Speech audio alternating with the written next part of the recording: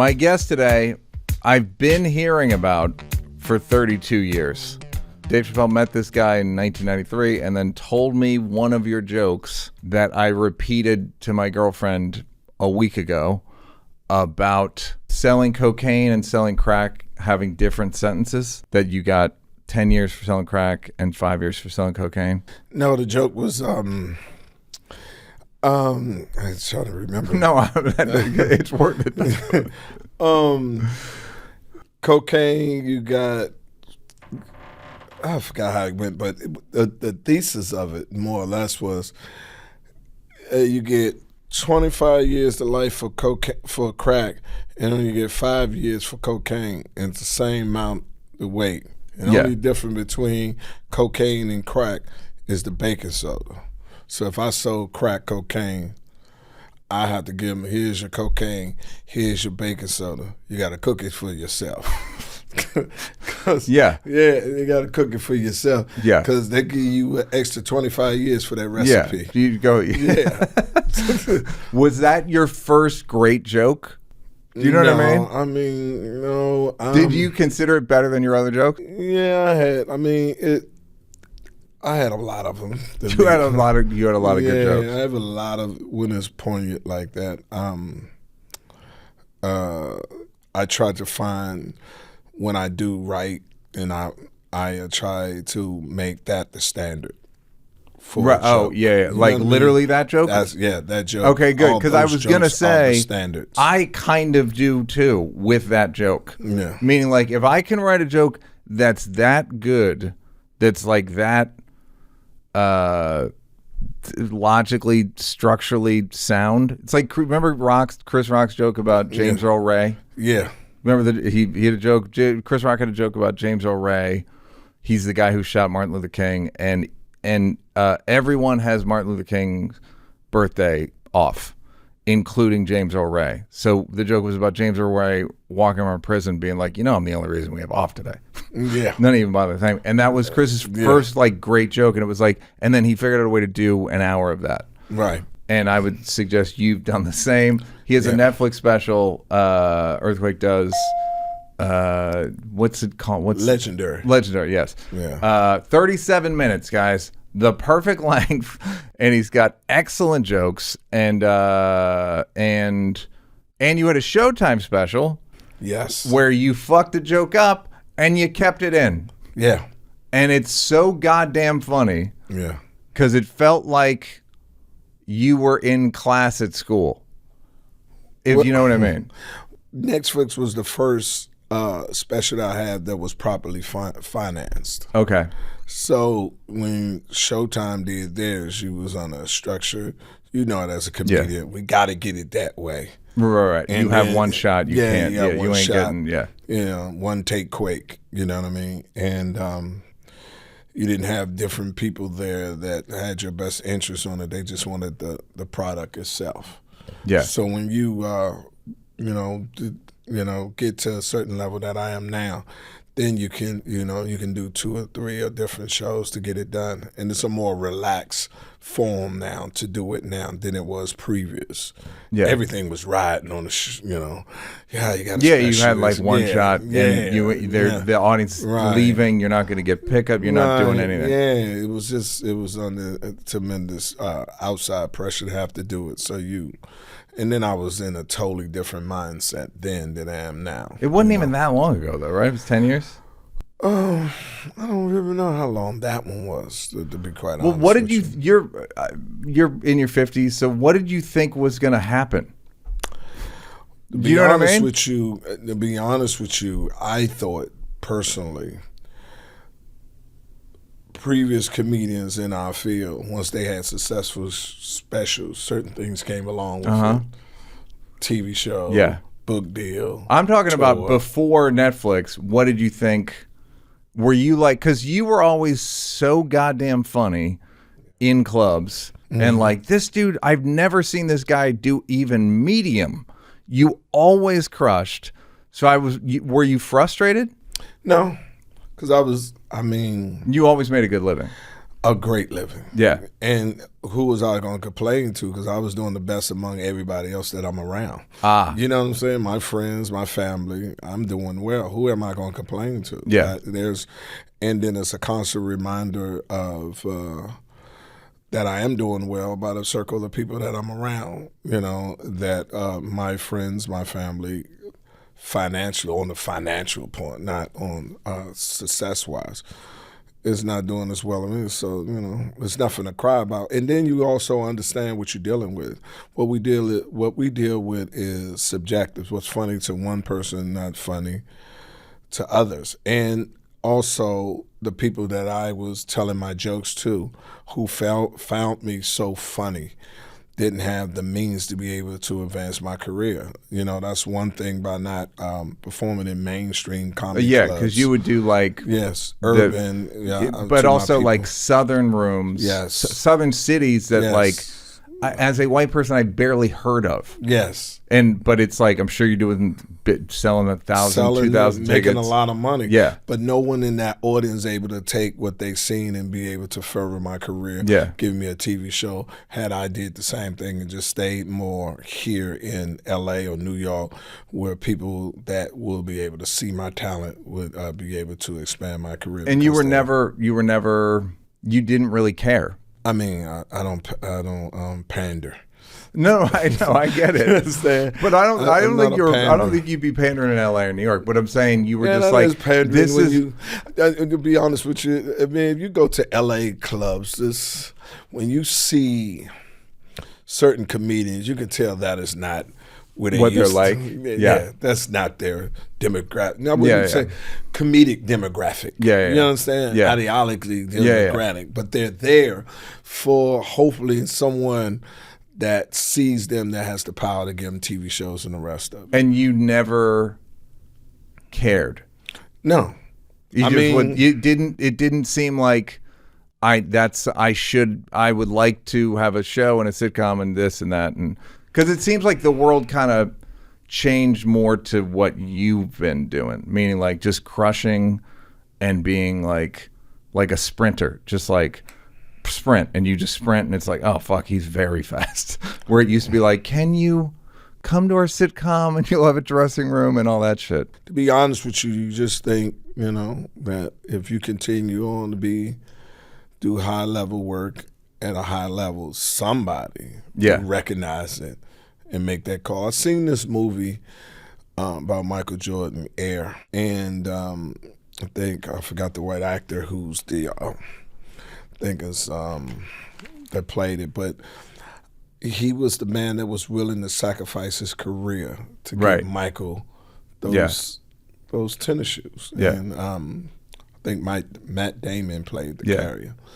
And I always said, eventually I will find that person that feel that way about me, like that white dude felt about Michael. And do you think, was it Dave? Dave was. Yeah. Dave put his... I mean, I guess that puts us in the same boat. Yeah. Dave put his clout. I wouldn't have a Netflix special, which we're about to do another one this year. I wouldn't even have one if Dave didn't go in there and use his clout to say, this is the guy that you should put on. And many of people, privately, publicly, has told me the same accolades that you have given me, but never used their clout for whatever reason to forward their feelings. And, you know, certain people get bitter over that. And a lot of people come back to me and say, well, if they feel that way, they could. And I always say, and I've always said, and I will say, it's not their responsibility. Yeah. That you could interpret that in a very racial way, right? You could take the sort of like lack of opportunity and it's because you're black or whatever. There's it could be a bunch of different reasons, right? Mm-hmm. But you never really tripped off it. Well, because see, you can't have faith and then don't rely on it. That's funny. Yeah, either you have faith or you don't. Or you don't. If you sit down here and says God is all and He makes all the decisions, then how am I angry because this man ain't do what he should do for Yeah. me? Yeah. It's an oxymoron to Yeah. me. It's a conflict. You can't. So I look at him like, you don't control my destiny, nor my destiny is never in any man's hands. So if you do it, that means that God wanted you to do that for me, and I appreciate it for it. And if you don't, then it wasn't you to do it for me. You're not part of the plan. Was that easy to access? No, because Was it easy to access that level of like spirituality or faith or whatever? No, I mean, my mother taught me that long time ago. I mean, no one is responsible for you. That's how I got my comedy club. They wouldn't let me perform in a comedy club You had a comedy club in the 90s, in right? Atlanta. Yeah, I bought my own comedy club because the Comedy Act Theater wouldn't let me perform in the club. And my mother said, well, get your own club. So you just can't buy a comedy club. She said, why not? Yeah. And so that's what I did. What it cost? During that time, it cost $500,000. And that was in 91, to start the club. To start the club.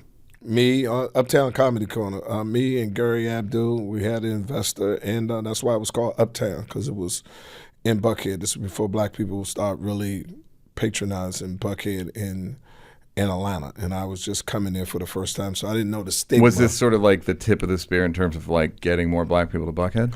Yes, it was. Yes, it was. I can take that credit off of it because I used to make commercials, parrying it because we was in the South.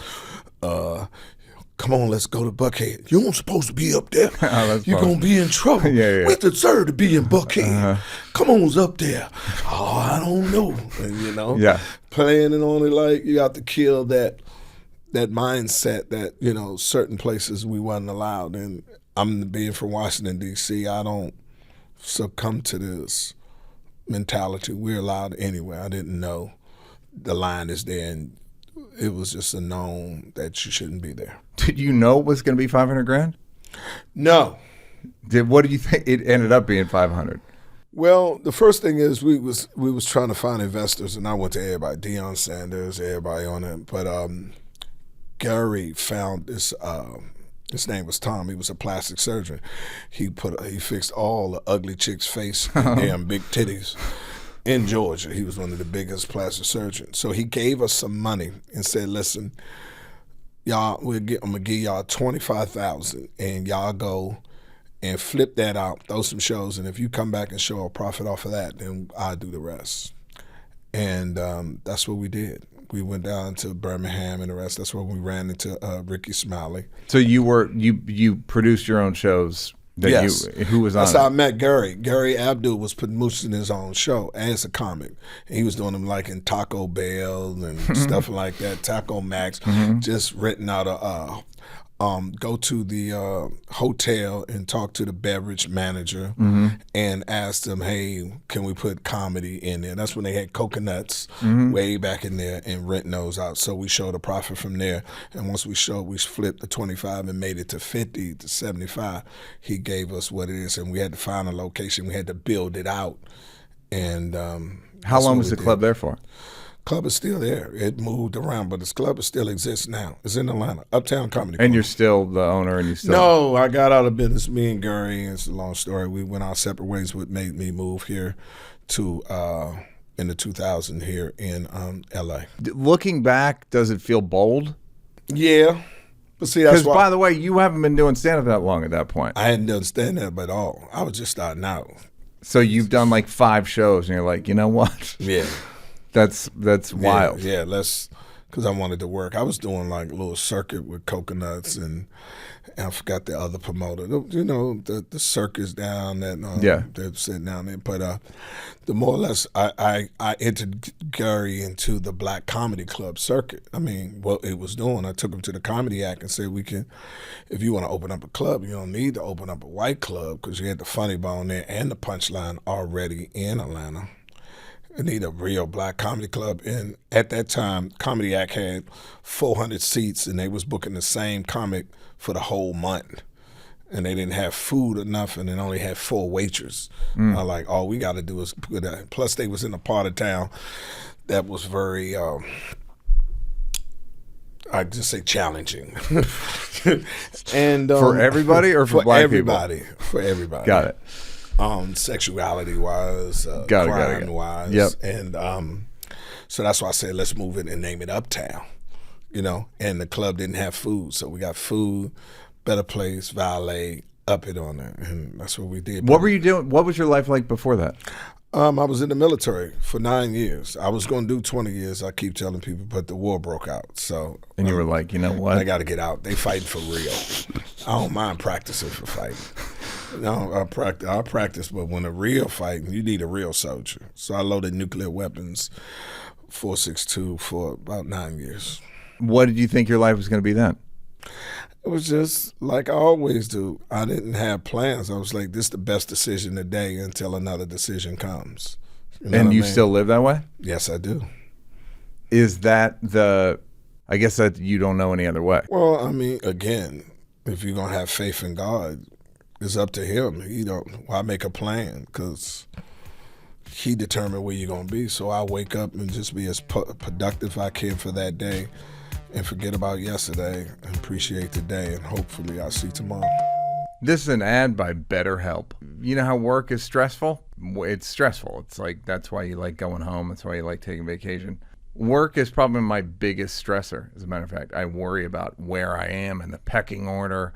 I worry about who's not listening to me, who said they would do something and didn't do it, who didn't deliver for me. Apparently, workplace stress is now one of the top causes of declining mental health, with 61% of the global workforce experiencing higher than normal levels of stress. Not even to mention AI. To battle stress, most of us can't wave goodbye to work, but we can start small with a focus on wellness. You know, I won't stop talking about journaling. I like to walk. Little stuff. Get enough sleep. Holiday's great, but it isn't a long-term solution to stress. Don't forget that therapy can help you navigate whatever challenges the workday or any day might bring. Do I need to reiterate how much I like therapy and how often I do it? And I had the thought on the way over here, it's like brushing your teeth. I'd like to be done with therapy. You're kind of never done. But it's been hugely helpful as like a clearinghouse for my thoughts and feelings and telling on myself and hearing what I actually think. Here's some selling points. With over 30,000 therapists, BetterHelp is the world's largest online therapy platform, having served over 5 million people globally. And it works with an App Store rating of 4.9 out of 5 based on over 1.7 million client reviews. And it's convenient. You can join a session with a therapist at the click of a button, helping you fit therapy into your busy life. Switch therapist at any time. Here's the call to action. As the largest online therapy provider in the world, BetterHelp can provide access to mental health professionals with a diverse variety of expertise. Unwind from work with BetterHelp. Our listeners get 10% off their first month at BetterHelp, BetterHelp.com/Neal. That's BetterHelp.com/Neal for 10% off your first month. BetterHelp, huh? You ever be on the subway and it's summer in New York, and which is fun, and you literally see butt sweat, another man or woman's butt sweat on the seat?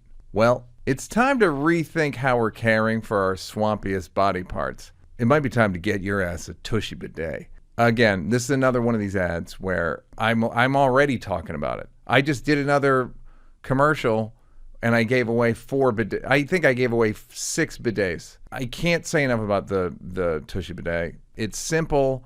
It's so much less expensive than the first one I ever got. It's easy to install. I love it. My girl loves it. Her son, who's like 4 or 5, loves it. Not even in a game type way. Like when we first got it, it was like a water fountain game. And I'd splash him in the face. Ha ha ha ha. Now he's like, this is for real. This is not a game. This Tushy is not a game. Tushy is the everyday luxury bidet that instantly transforms your bathroom habits and bottom health for life. There's a bidet for every biohacking personality type, like Cloud Plus, which automatically deodorizes the air when you sit down, and Aura, which automatically opens the seat when you enter the bathroom. Pretty cool. Tushy's elevated bidet collection nurtures your bottom with instant warm water that never runs cold, a soothing heated seat, and UV sterilized for next level hygiene. Every Hello Tushy bidet comes with a 30-day hassle-free return and 12-month warranty. Here's the call to action. It's a mandatory read, guys. Keep your swampiest body parts fresh and cool. For a limited time, our listeners get 10% off their first bidet order when you use code NEAL at checkout. That's 10% off your first bidet order at HelloTushy, HelloTushy.com with promo code Neal. Get a bidet. Do it. I'm helping you. Help yourself. Okay, and you got married? I got married the first time. I'm getting married again, but I got married out here when I had my son about 22 years ago. How do you like being a parent? Being a parent is rewarding and challenging. Marriage is a great institution, and I'm kind of a one-woman type of man. You know what I mean? So I like just pick the right one. So that's the key. Oh, that's definitely the key. That's the biggest decision you will ever make is who you share that time with. It's such a big decision. You can't, and then having a child with them, it's like you can't even explain to someone what a big decision it is. I mean, it's huge. It's the biggest decision you'll make in your life. Who mothers your kids? Who if I had to do it all over again in life, I would love myself better and protect myself from that ever happening. Just in exchange for the physical satisfaction. Well, that's feeling. What I was going to say. What would you put in place a condom. In culture? A condom. But what system would you put in place for people you can't get married? Like what does someone have to know? That momentary satisfaction for whatever it is. If it's your manhood or just the sensation of being with that woman is not worth. So you're marrying, you're getting remarried to, you said before we started, this is the right woman, etc. What makes this woman the right woman for you? She makes me, I know it sounds cliche, but we can coexist not effortlessly. I don't have to do anything. We can sit right here in this studio and enjoy each other. And she doesn't criticize you. She doesn't have something you should be doing. She doesn't criticize me. She enhanced me. She's the first woman to ever tell me that I was funny. She's the first woman most of the women I dealt with, benefited off my talent. Of course. You know what I'm saying? Of course. That doesn't make you funny, though. That don't make you funny. They don't want to give you the power of saying you're funny. No. They don't bow you. There's no feeling like if you have a woman that lays beside you that gives you the belief, I metaphorically say it's like being a corner man that sit here and tell you what you need to know and encourage you to put you out off that stool to go out there and fight again. And it's so, I've been talking to my girl about this, it's so silly that's not this person. You should be the most special person in her life. Exactly. And she should be the most special person in your life. And you should treat each other like, kind of exalt each other, because you're the most special. You're all you eat. You're all you have. If she's the right one. Yes. See, that, and you can tell when it ain't that one. How many people you think are with the right person, percentage-wise? 10%. Yep, I totally agree. 10%. Yep. A lot of them is just there for the standard of living. Yeah, I think both men and women make both of them. Both of them. I'm not particular segment. When I say standard of living, I said I wrote a joke a long time ago, and I said I understand why rich people get divorced, because it's hard to put up with somebody's shit when you don't need their half on the rent.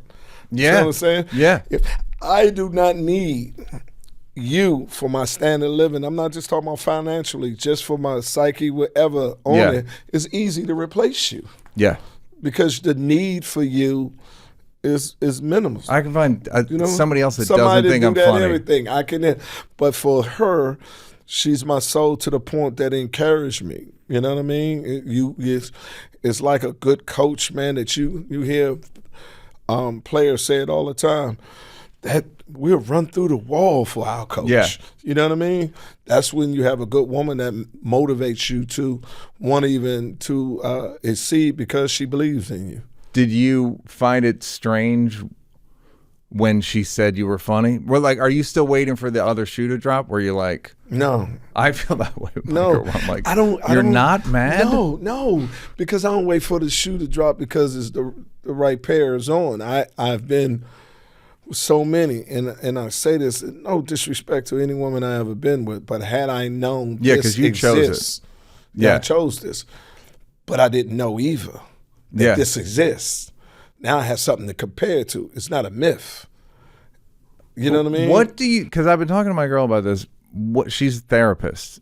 What do you think it is that makes the modern relationship so shitty, where like the woman's mad all the time and the guy just feels like a guest in their own life, where they're just walking around? She's not with the man that every woman, it's just women, has an expectation in the man she wanted in her life. And when she can't find that man, then she compromises. Yeah. And over the time of the compromise and the settledness, the frustration come out. Mm-hmm. But trust me, if you're the man that she desired in her life and you have meet that expectation of the man she wanted in her life and exceeded it, gratefulness followed that. Yeah. Happiness followed that. Territorial followed that. She isolated. She makes sure she monitors everything because she know how valuable not only you are to her, but to who she is, because she's never going to find this again. Right. She's kind of like a Stephanie Mills, so I never knew love like this before. Yeah. I never knew. I like everything except the territorial. Oh, territorial is a beautiful But I don't thing. you like it? Yeah. I love my woman. That let me know that I'm valuable to her. Yeah, but don't make me feel bad for going to the mall or. No, you ignore that. You just I'm still going. You know what I'm saying? But duly noted. You understand what I'm saying? Yeah, I appreciate where you're coming from. I understand. Your heart's in the right but place. When she don't care that you go to the mall. Right. And when she don't then that's when you should worry. Okay. You understand? When she just, go ahead and go. Stay an extra 3 days. You know what I mean? Certain men are in that kind of relationship that they don't care enough for the month. But here's my question. What do you think men's expectations is for a relationship, for like their dream woman? Because I feel like our standards, I feel like men would just like, we have like this, again, like the high school kid dream of like just sex all the time. And then that slowly gets like beaten out of us. Yeah. And then, because it's like gross and like, ugh. And then it's like, just be cool. Can we just relax? And that seems like, I feel like our standards are lower, so we're less disappointed. Yeah, because you don't want to be disappointed. But the ultimate thing is you just want to be the same thing. You want a woman to love you just like your mother, but you get to sleep with her. You understand what I'm saying? Yeah. The loving part of it, the nurturing part of it. Yeah. You know what I mean? You think that's a realistic expectation of women? That's a realistic, any man. The nurturing part from their woman without having to being told. Right. That she can see what you need without you asking her. And sometimes she can see what you need without you knowing that's what you need. Yeah. But see, that's transferable when you have from a woman, because that's her female intuition. And that's what she do when she loves you. A woman, your girlfriend right now, could see a dude walk through this door. And you could say, that's my man. He's cool with me. He's my boy. And she can look you in the face and never met him. Say, that he ain't your friend. Yeah. She can smell who don't love her baby. Yeah. She can smell who don't have a good intention for her man. Yeah. She can tell, but if you suppressed it, treat a man, and not allow that to come out, to be able to, you'll never get that resource from your woman. How have you changed or improved in relationships? Patience. Patience for what? Just patience for things that not in my best interest. And what I mean by best interest, what I would like to be doing right now. You know, what do you tend to like to do? Well, I like to be left alone. My mind is moved around. And my wife to be, she penetrates that and whatever. We could be sitting here right now. What she wants from me right now, she'll interrupt. She will. Oh, yeah. Babe, can you? Yeah. Like, I mean, we're talking right here. Yeah. Oh, my fault. But when y'all finish that King, you see what I'm saying? She is that. No woman has ever done that before. Interrupted you? Oh, no, we don't have that. I mean, what I mean by interrupting, ever made what she want more in priority than what I'm doing or what I plan on doing. That have always been a no-go for me. That's when I knew I loved her, because I would stop doing what I'm doing and immediately see what she need me to do.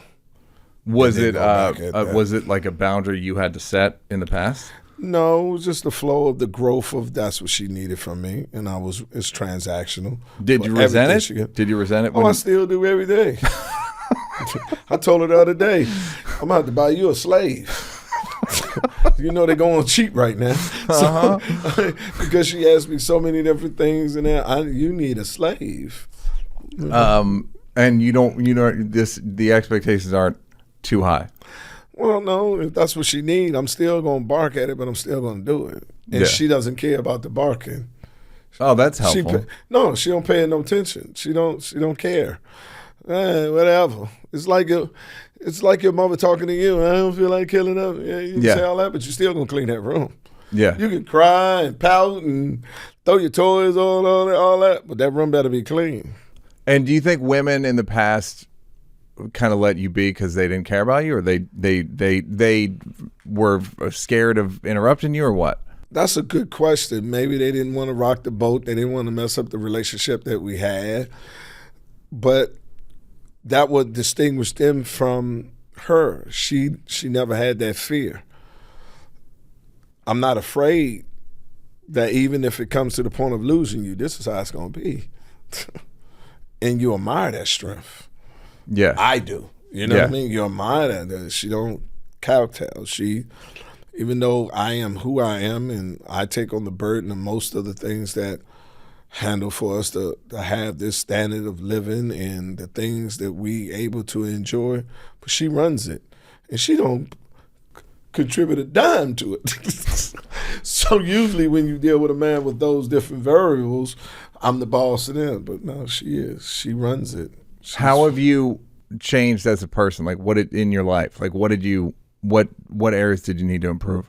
The biggest part is I have always been selfish, and I thought that just comes along with the occupation. Were you selfish in the military? Oh, hell yeah. Well, that wasn't the occupation then. What would you think it was? Man, I ain't joined. I just joined. This was a great place to start. I'm only here for a little while.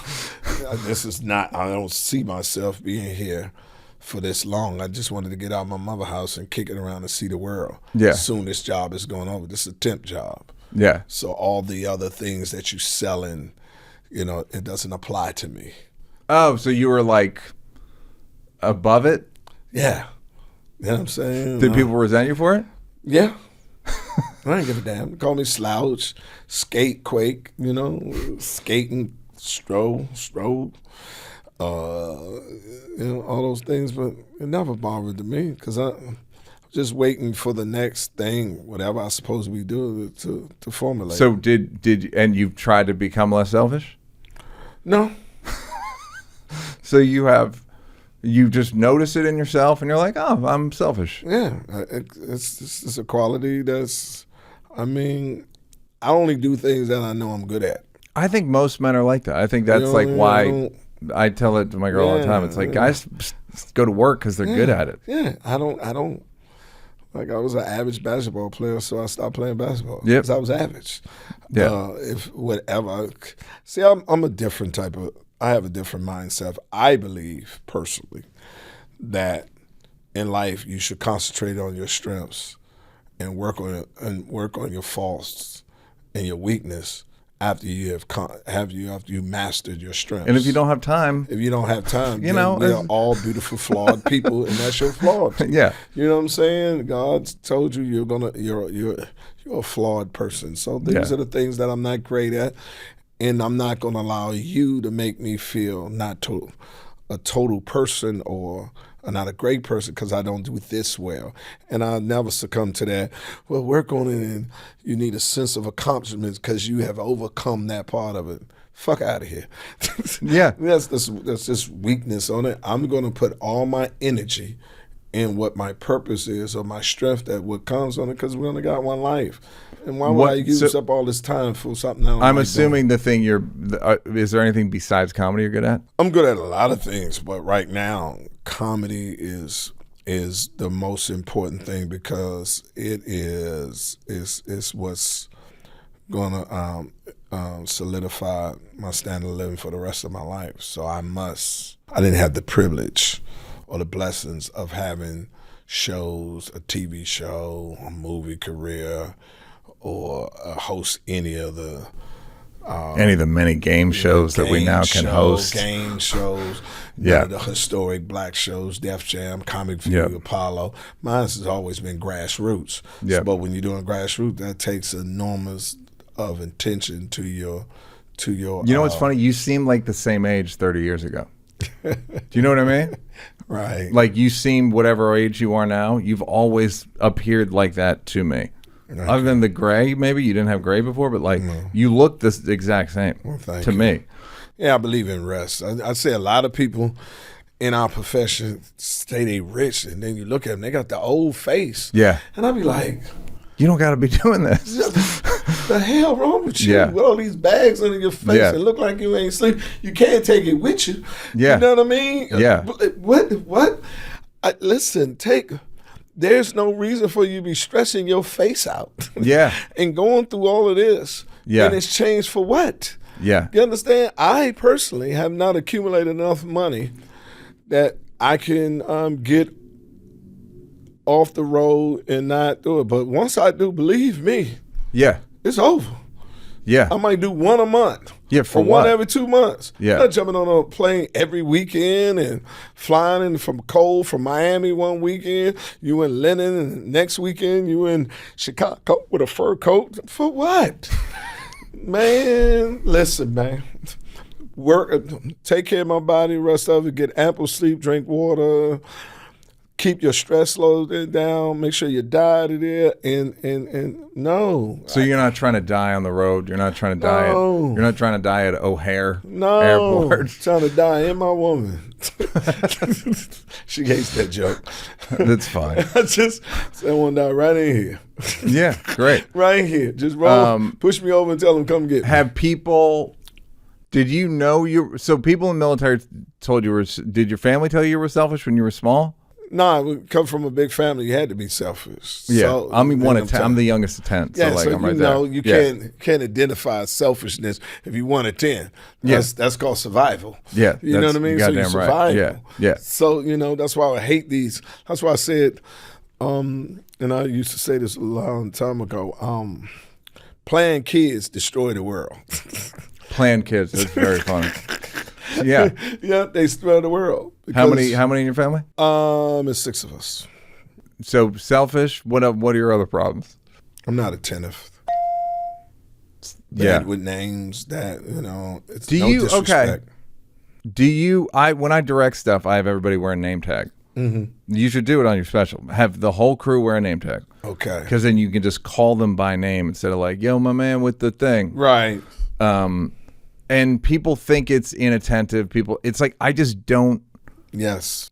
It's like, I'm not one of those people that go, when I'm having a conversation, and go, Earthquake, it's funny. Earthquake. So I said to him, Earthquake. Like, I'm just not one of those people who thinks remembering someone's name. It just seems like a trick. It seems like it's like manipulative. Yes. Because people go, they teach you that in like charisma class. Like, people's favorite word is the sound of their own name. So whenever someone does that, I'm like, they're fucking full of shit.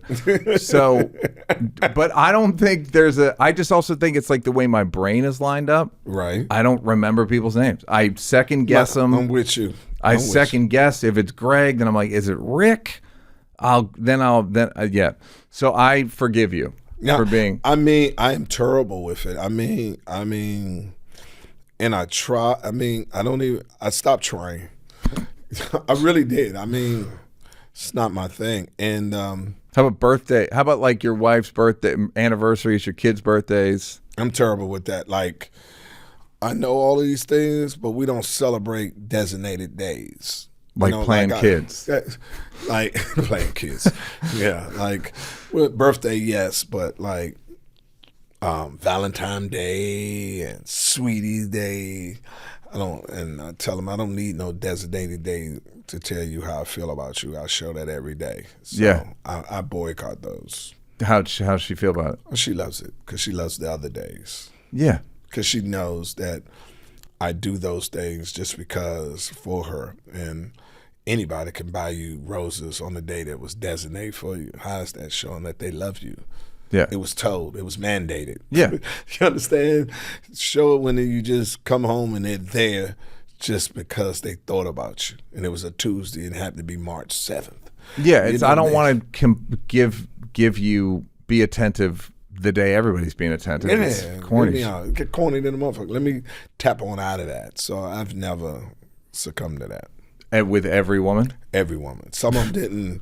They said that was just an excuse. But I was like, no, it's not. But as they got to know me and seeing how I rolled, they understood that's just how You I like elaborate dates?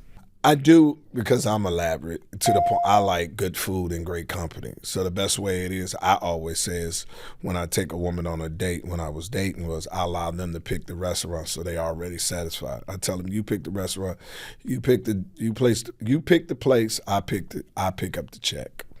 Great. And some don't even like that. They want you to pick it. Well, and then I can already tell you ain't the woman for me. Well, it turns out none of them were. Yeah. Well, they was all right, but see what people don't understand. Ain't nothing wrong with them. No, I'm with you. Yeah, yeah. It's like it just wasn't perfect. Expectation. No, they just wasn't right for me. I was looking for Miss Right, not Miss All Right. You know, certain men get to the point like, all right, come on.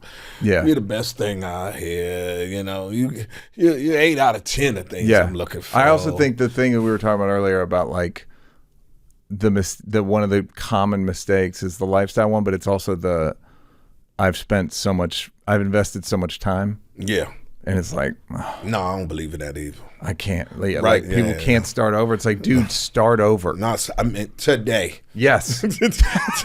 This fucking minute. Start over. Today. Yes, because it's not going to get better. Not only getting better, man. You again, faith, and you only got one life. Yeah. You're giving up your prime real estate for somebody you know is not the one. Yeah. So have the faith that she's there.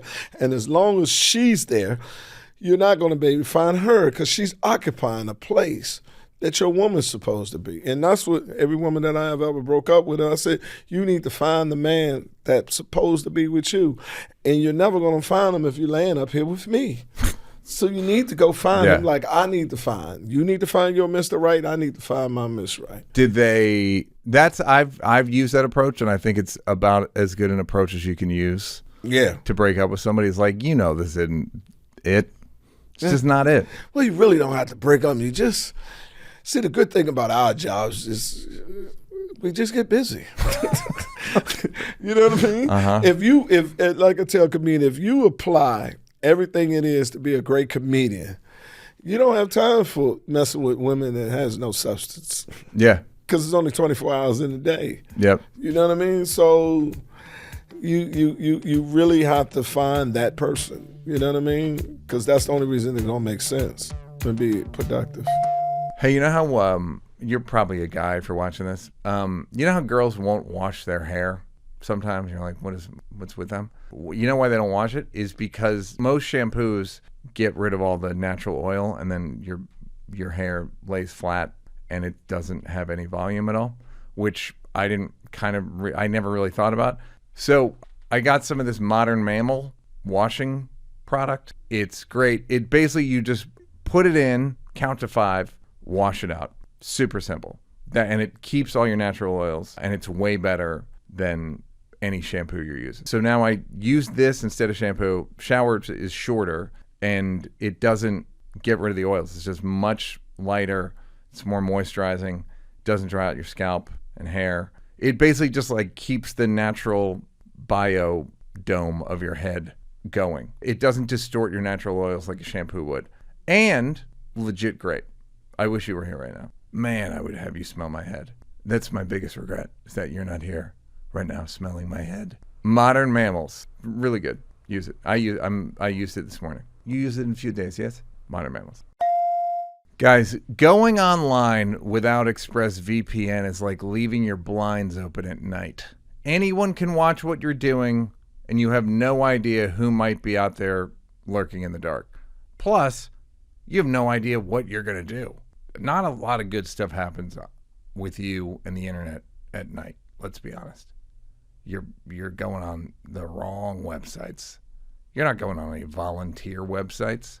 You're either shopping or you're doing bad sex stuff. Here's the deal with the VPN. Because all your traffic flows through their servers, internet service providers, including mobile network providers, know every single website you visit. And in the US, ISPs are legally allowed to sell that information to advertisers. ExpressVPN reroutes 100% of your traffic through secure encrypted servers, so your ISP can't see your browsing history. Why is ExpressVPN the best VPN? Great. Because it hides your IP address, making it extremely difficult for third parties to track your online activity. What I'm trying to let you do is you do your dirt, but nobody knows about it, right? You can fire up the app and click one button to get protected. Works on all devices, phones, laptops, tablets, and more, so you can stay private on the go. I stand by it. I use it. I literally use it. When do I use it? I just used it 3 days ago to book a plane ticket, not in the, like, whatever. It's cheaper outside the U.S. So you turn a VPN on, you say, like, where am I? I'm in Germany, and then it's cheaper. Protect your online privacy today by visiting expressvpn.com/NEAL. That's expressvpn.com/NEAL to find out how you can get up to 4 extra months free. expressvpn.com/Neal. What have the biggest challenges of your life been? Right now? No, ever. The 3 biggest challenges you've ever faced. Oh, that's a good one, man.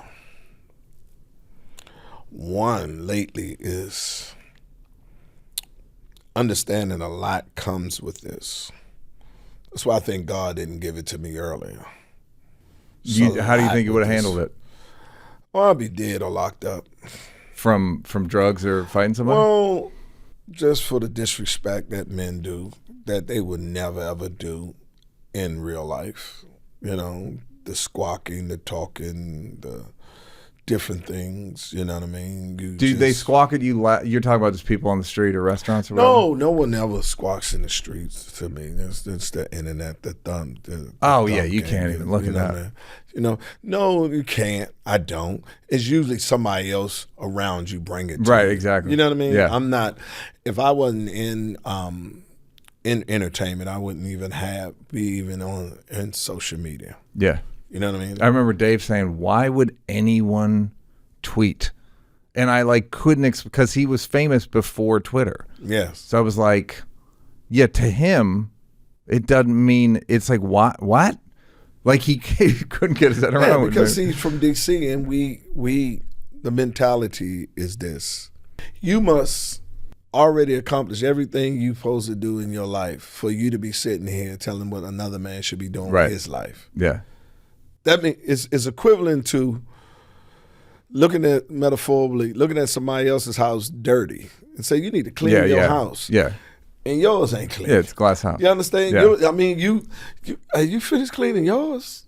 Okay, so when you say what comes along with it, it's it requires a level of patience or a level of even temper that you didn't always have? It comes away more than anything how you have to be able to, and this really plagues my community more than anything.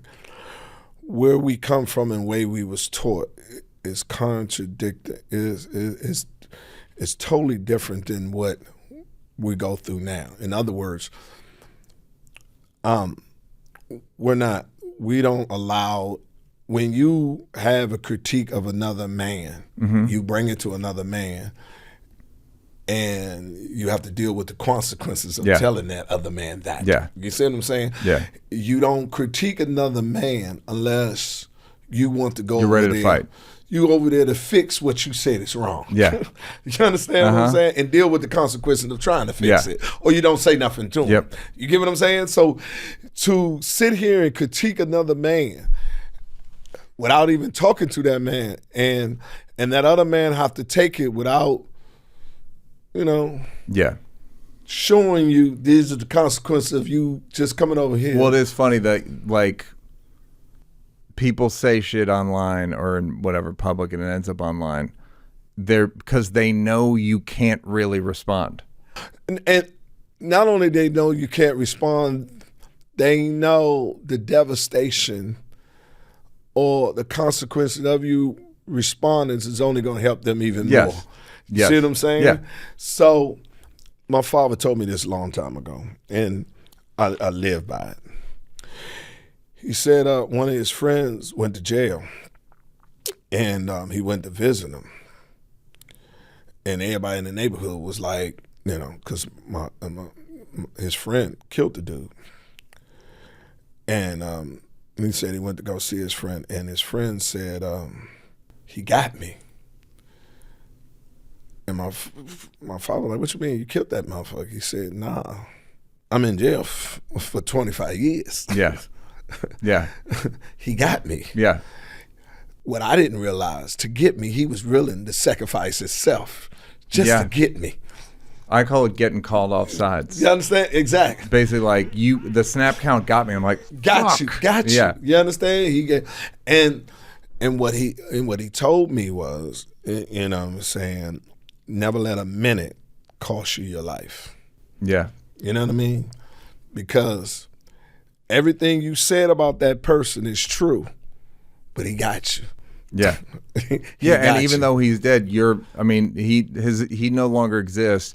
You exist, and your life sucks. And that's what he wanted. Oh yeah, or even that's what he wanted. Yeah, he wanted your life to suck. He didn't like the standard of living you was with. He didn't like the woman you was with, or whatever things he didn't like. Yeah. And this the extreme that he went to disturb it, and you took the bait off of it. And he said he was sitting in his cell. He said when he drove back, he was like, it changed my father's life. So he really installed that into us to remember, personal satisfaction of getting it could also allow a weaker man to win. Yeah. You know what I'm saying? So all you're going to get out of it is the personal satisfaction of it. So in some ways you've had to, especially in the social media age, get better at kind of just taking it. Mm-hmm. Call it an occupational hazard.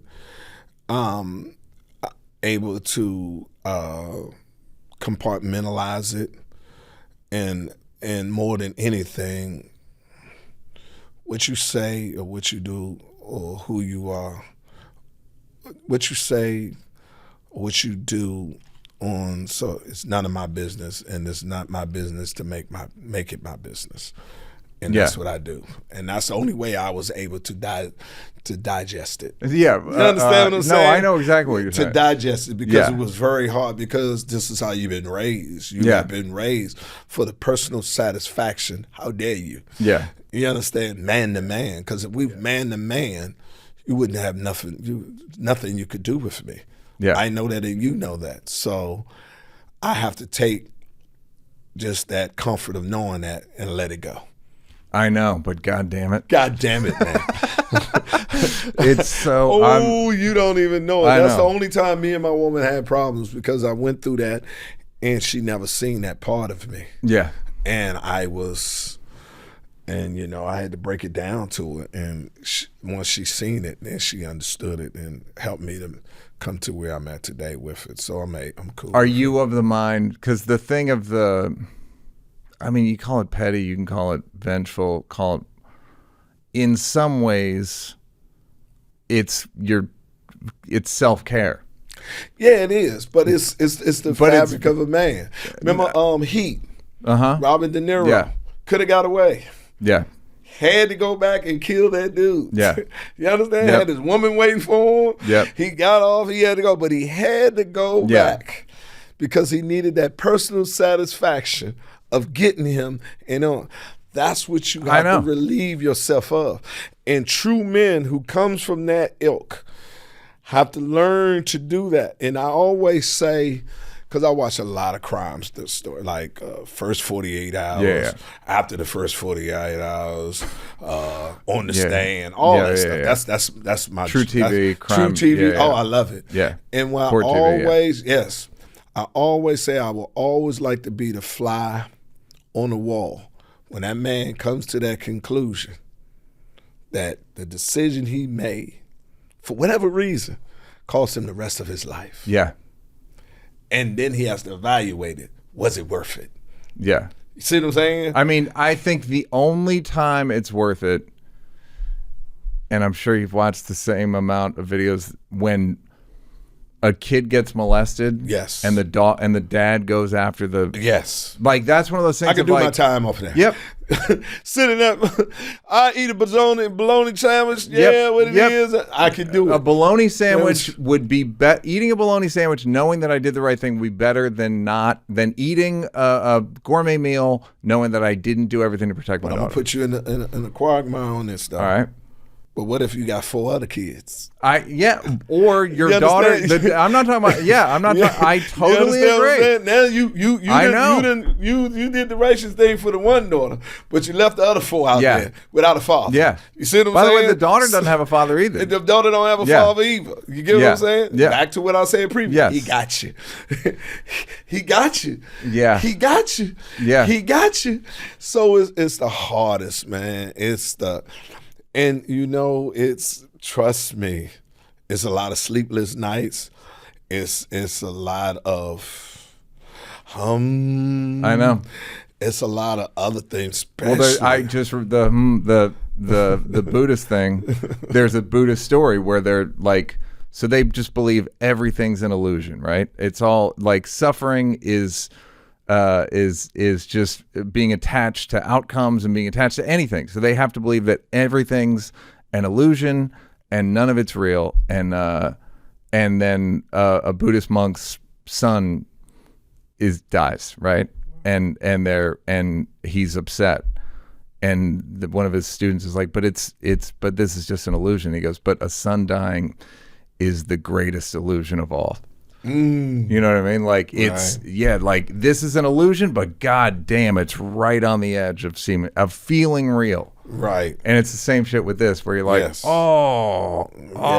Yes. And even though no one, we're not talking about what we're talking about, but no one was against you. That's what I'll say. A lot of my friends. I didn't think about it until you brought it up. I'll say that. Yeah. Well, because my friends know, because they know me. Yeah. People that know me always try to walk me off the cliff. Yeah. Don't. Yeah. Don't. It was like Joe Biden. Don't. I have one word. Don't. Yeah. Just don't. And I was proud of myself because I was able to make that So now, when it happens now, it's easier to take because my mindset is that strong on it. Do you believe that thing of when you hold a grudge, you only hurt yourself? True. I know. But again, true. Talk about an illusion that's right on the edge. But you're true off of it because they moving. You have to tell yourself, I mean, you're not factoring in their life. I know. They're moving on with their life. I write in my journal all the time, nobody's thinking about you. Stop thinking about other people. Yeah, they're not thinking about you. Yeah. And if they are, it's sitting out here. If you do act on it, you know what I mean? Again, he got you. Yeah. You know what I mean? He pulled your card to make you come out of character and make you snatch everything. So my new things is you're going to have to hate me from the cheap seats because I'm not coming off this hill. I know. I'm not. I literally write in my journal, like, don't leave the porch. Just don't leave the front porch. I just stay on the front porch and go like, I can see people fucking trespassing. And I'm like, not leaving the porch. I'm not leaving the porch. Don't leave the porch. You just, because they're going to get you, man. I know. And you're going to sit there, though it was righteous, though you was right, Don't change the outcome that everything you worked for and your freedom is gone based upon something else somebody else done. And that realization would be hard to deal with than the fact of what this person or said or did. Yeah. You know what I mean? So where in between the two, I'll take the latter of not just let it go and just tell them, don't come around here. It's such a funny age thing too, because under 40, Kill. you don't even have a chance. No, you have no chance of doing the right thing. None. And then over 50, what was Will Yeah. Smith, 50? Yeah. Oh, wow. Couldn't stay on the porch. He could not stay on the porch. He just fucked.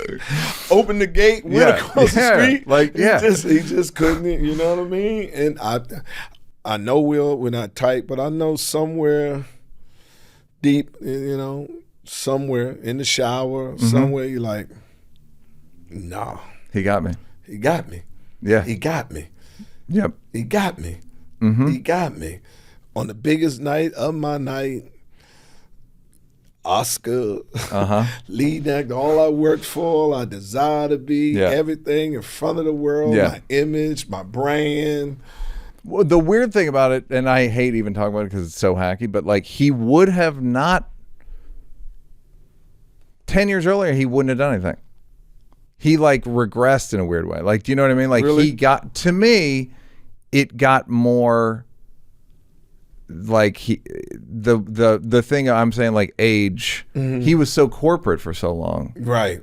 That he wouldn't have done it. And then he got less corporate from like 45 on.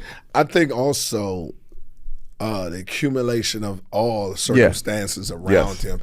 And before, it wasn't magnified as much because there wasn't no social media. Right. So the accumulation of it, personal things he's going through, just a situation, and we all do things out of impulse that we regret. And business-wise, it was a bad move. You understand what I'm saying? Yes, I think if you hell with the personal, because we back to again personal satisfaction. You hit a man, he's gonna heal. You have to hit him real hard for him not to heal. You know what I mean? Now we're talking about the physical aspect of it. He's gonna heal. Psychologically, that's what my good friend Chris on that. But the physical, so physically, you only did something that if in 5 hours or whatever time it's going to be done, but the lasting effect that what it did just for the business part, you didn't work that hard to lose it for that. You get what I'm saying? So gotcha. And I try to avoid that, the gotcha. It's that sickly sweet.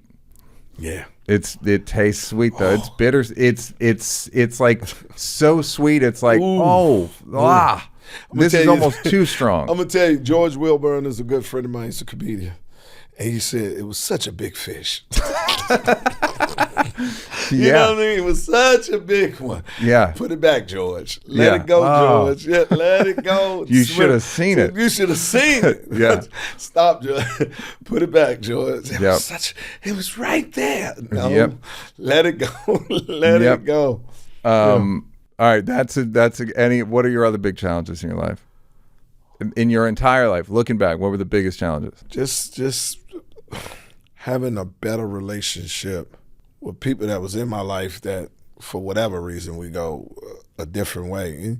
You ever been with somebody and you didn't never understand why they were so angry with you? You're like, did I beat this motherfucker? Yeah. You know what I mean? You know, like, women or men or women, what? Yeah, women. You're like, did I beat her? Yeah. You get what I'm saying? You're like, did I? Yeah, I must be forgetting something. Something for you to act to be this vitriol. You know and what do I you mean? think it was the disappointment in her compromise? I wouldn't even know, because very few women are honest. Yeah. I also think people don't even know why they're doing what they're doing. Yes. To be honest, to tell the honest reason. You know what I mean? Yeah. You can say what you want to say about me, but if you ask me a question, I'm going to give you the honest answer. Yeah. You might not like what I say. Yeah. You might don't agree with what I say, But that's where I'm at. Very few people give you an honest sense. Like I can deal with anybody as long as I know where you stand.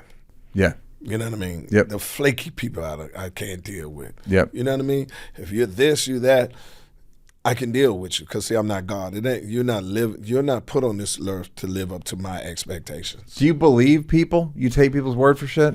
Not as much as I used to. Because now whatever you say don't matter. I'm watching your actions. Right.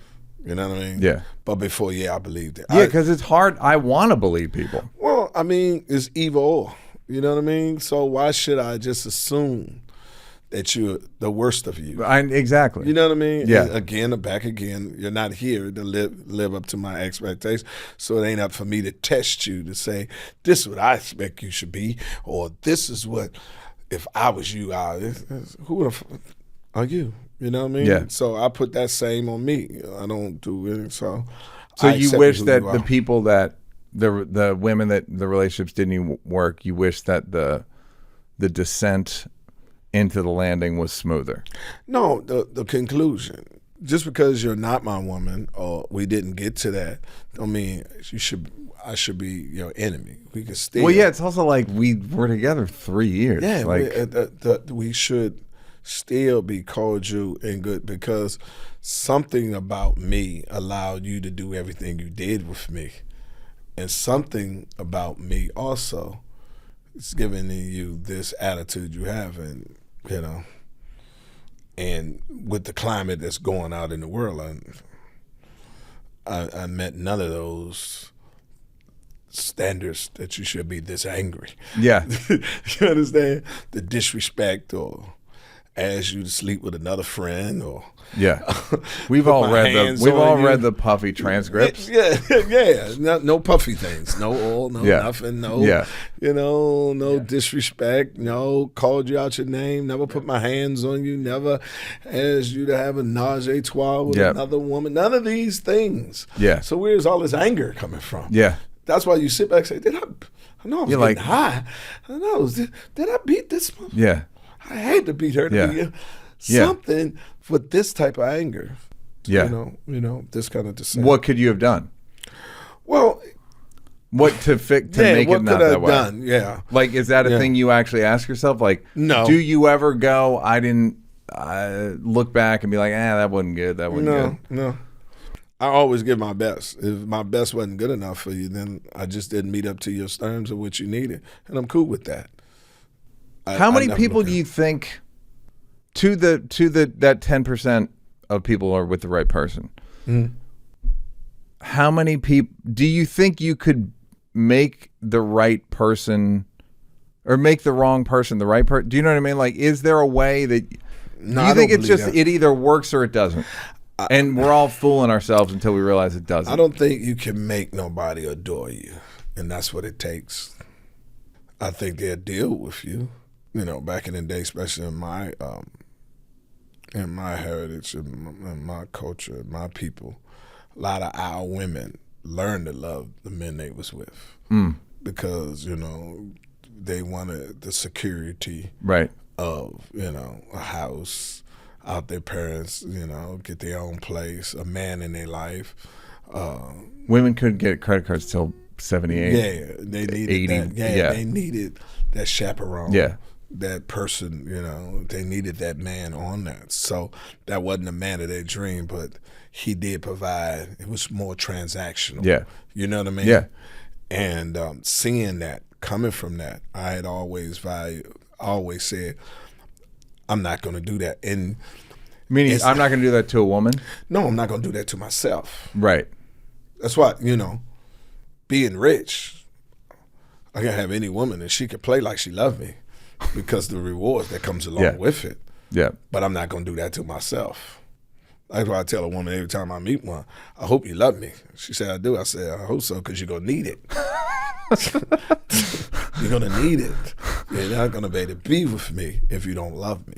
When you say you're going to need it, do you mean because you're a pain in the ass or you're not a great husband or partner? Because if I see that a woman who loved me wouldn't do that. You can't hide how you feel. Yeah, you can't hide. You can only hide behavior for so long. Yeah, I'm going to see that I am not the man of your dreams. Yeah.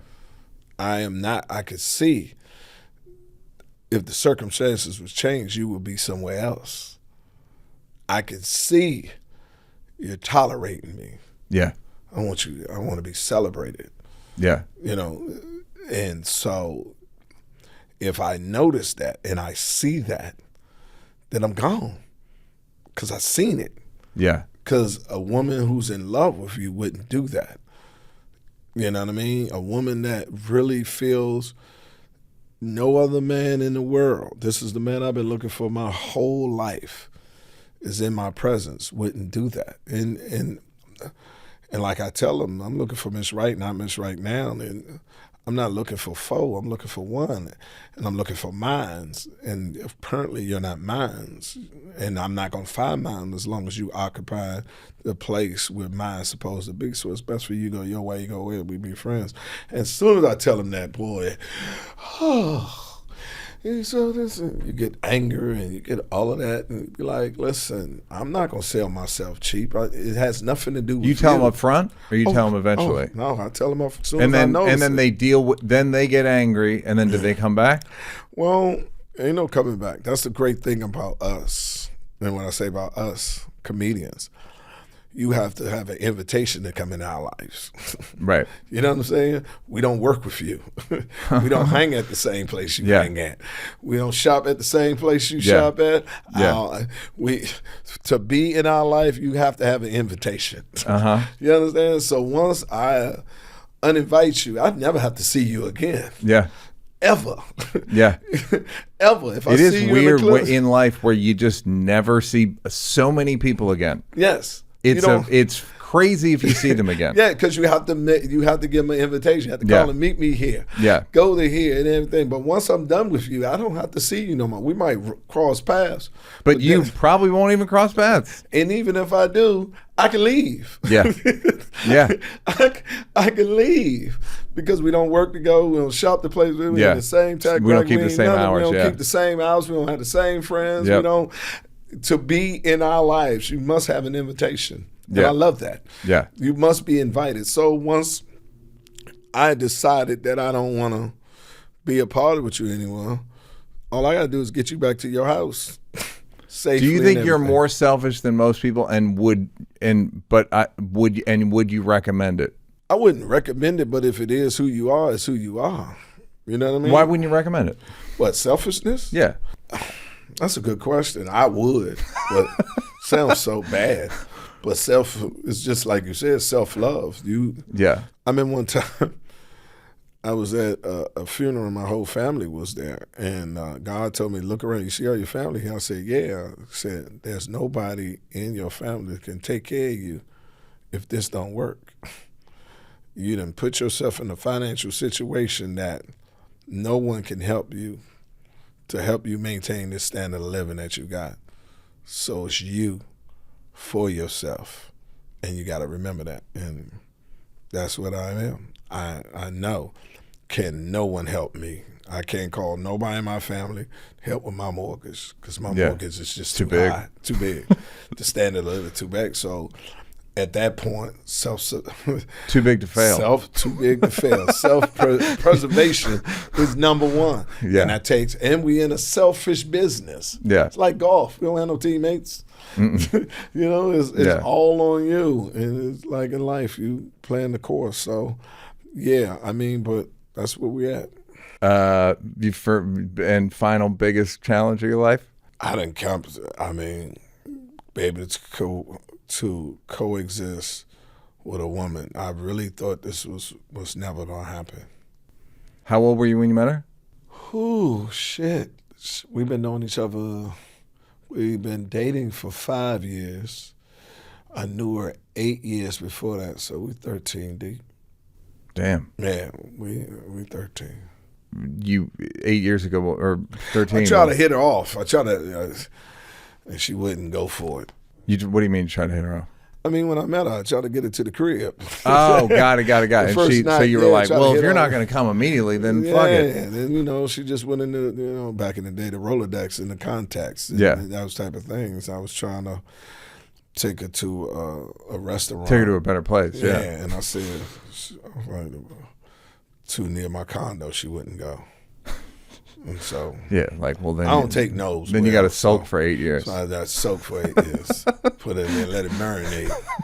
I mess with her all the time. I say, if you would have went on and let me get it that first night, we had about 3 kids now. Yeah. But she was like, no, she wouldn't on that point. Yeah, so you can't believe that you find one that works the way you want it to work. I'm in the same boat, by the way. Exists. Yeah. You know, you hear the cliches, best friend. Now I see why men cry at their wedding. And they're crying because the joy that I finally, it's like a football team. I use a lot of metaphors because I love football. So I'm a Washington Commanders fan. Mm-hmm. We finally got a franchise quarterback. Yep. So I cried about it. Did you really? No, but I was with him. That's baby Jesus. Yeah. JD5. So, you know, that's my man. So just to sit back, I never thought we won 3 Super Bowls with 3 different quarterbacks because we never had a franchise quarterback. I didn't think we would ever get a franchise quarterback, and we got one. Did you feel sorry for yourself about the lack of a good relationship? No, but I knew I would never, ever meet Were you bitter about it? No. It was just one of them things. I mean, I'm never a person that's crying about what I don't have. I think the strongest value you can have is gratitude. I completely agree. You know what I'm saying? So I'm so grateful for what I do have. You know, I could never ever look at and say, well, wow, I'm sad for what I don't. I always said, people used to ask me, Quake, why you ain't making it? And I say, I'm one good black woman for making it. Because I think no man can ever meet his potential without his rib or his woman. Huh. You could be successful, but you'll never meet your potential. So I always knew I would be successful, but I would never meet my potential unless I found her. So let the games begin. Shit. Not a minute too late. Earthquake, ladies and gentlemen. Thank you. Earthquake. You're a fucking interesting dude, man. Thank you, brother.